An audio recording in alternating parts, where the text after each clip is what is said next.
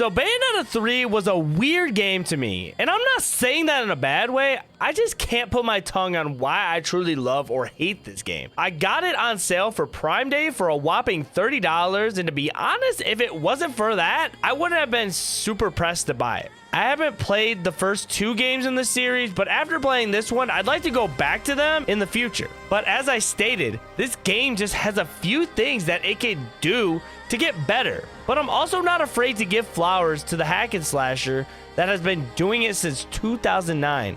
So without further ado, I'm ready to get into my weird relationship with Bayonetta 3. The first thing I really want to touch on is the story. In this game, the writers had zero intention of easing you into the game at all. So if you haven't played any of the other games, do not do what I'm doing because it generally doesn't make sense at all to start with this one. Please start at Bayonetta 1 and thank me later. I didn't understand anything about the characters, what was happening, where we're even at. Everything was very new to me and I had to fill in the blanks on what was going on, which isn't a good thing. First thing Bayonetta 3 does is throw you into a fight with the main villain in the game.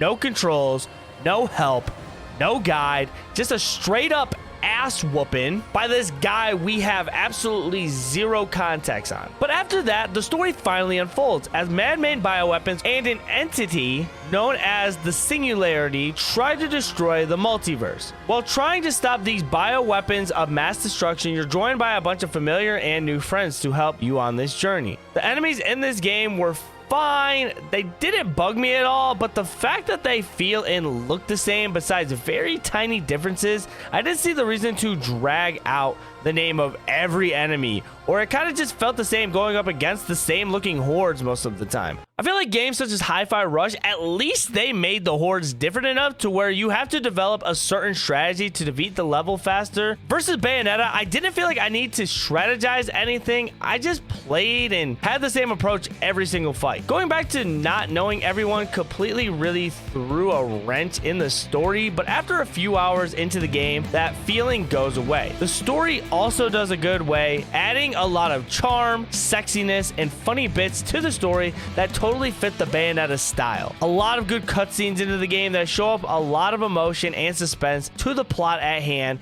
and I could honestly appreciate that. Getting into the next thing I want to talk about with Bayonetta 3 is the levels. The levels are based on chapters, and each chapter tells a little bit of a story and introduces you to a different area most of the time. That's good and all, it seems to flow well, but I have a minor complaint about the chapters, and one of them is the versus system. Verses are in every chapter, and it's a grading system based on how well you perform during that part of the level. My problem with it is why is it so hard to find every verse to complete it? Before everyone gets off in the comments saying I didn't try hard enough, that is an absolute lie. I scavenged the map. I was going east, west, north, south, underneath, above, platforming to try and find every single verse I can to at least get a medal within the grading system, and I couldn't even do that. Literally, this game feels like it wants you to be straightforward with the stage and not take shortcuts, but apparently it wants you to dive into every nook and cranny to find every verse. I really can't stand the feeling it felt when I couldn't complete all the verses on stage. I mean, just looking at the fact I'm missing medals and somehow still able to progress, and I never got anything higher than a silver final trophy for each stage, and that makes me sick. Bayonetta 3 really wants you to perfect the game at every aspect, such as searching the map, combat, and dodging, and if you can't do above average, don't expect a good score at all. But I did like how every chapter felt new, and it had a well-pacing system doing so. Another thing that I couldn't get over with this game is when it came to the chapters that were side chapters. This actually sucked to me. You take control of John, and you sneaky tactics to take down enemies in multiple stealth forms, random weapons to make your way to the end where you will fight a final boss. The fact that normal combat actually does nothing in this setting is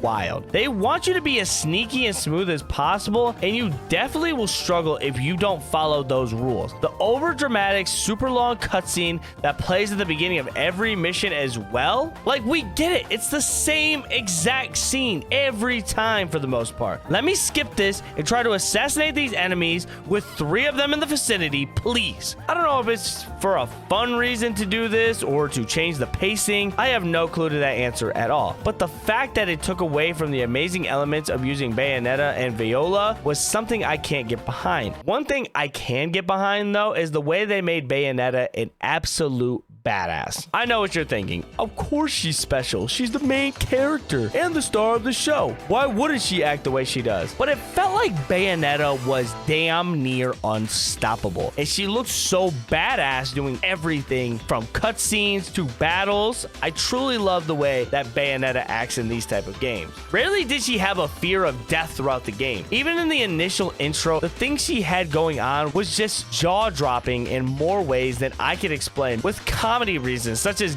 getting the car to start when it was stalling and catching the bouquet of flowers every time she gets into a big fight and tears her heart out for an infernal demon, and making every boss fight seem so simple is magical. The confidence in the way she moves and fights is electric, to the point where Bayonetta might be one of the most unstoppable main characters I could think of in a video game possible. She's got super fast instincts, being able to slow down time and able to manage all the weapon and fight styles she has is a work of art to me. Now that I got that out of the way, let's talk about one of the biggest negatives I have with this game, and something I feel like we could all get behind and isn't too far of a stretch. Ladies and gentlemen, this game should not be on the Nintendo Switch. Just let me explain real quick. For the past year before the Switch, Bayonetta 1 and 2 were actually on Nintendo console before, such as the Wii and Wii U. And to my opinion, they look great for that time period. But the fact that this game came out 5 years after Zelda Breath of the Wild and doesn't even have a minuscule that can touch that game for when it comes to graphics is nuts to me. The game at every single moment just looked ashy and dark to me. It didn't feel smooth at all when it comes to cutscenes and visuals in the gameplay. That's not an over exaggeration either. That game had a lot of motion blur to it to try and distract for the fact that it can only run in 30 frames per second. This didn't drive me to not play the game though, and this is just due to the fact that the game wasn't meant to be ran at the specs that the Switch can handle. I would just love to see in the future to see how a game like this would run on a PlayStation or Xbox, to be able to have higher frames and use a little bit of what those consoles have to improve the quality of the game itself. Like I said, this isn't a deal breaker for me. Just comparing it to other games that came out for the Switch before this one, it seems a bit behind in my opinion. I really want to get into the combat and the infernal demons in this next segment. The combat was okay, but it definitely wasn't great. It feels like the game wants you to button mash to understand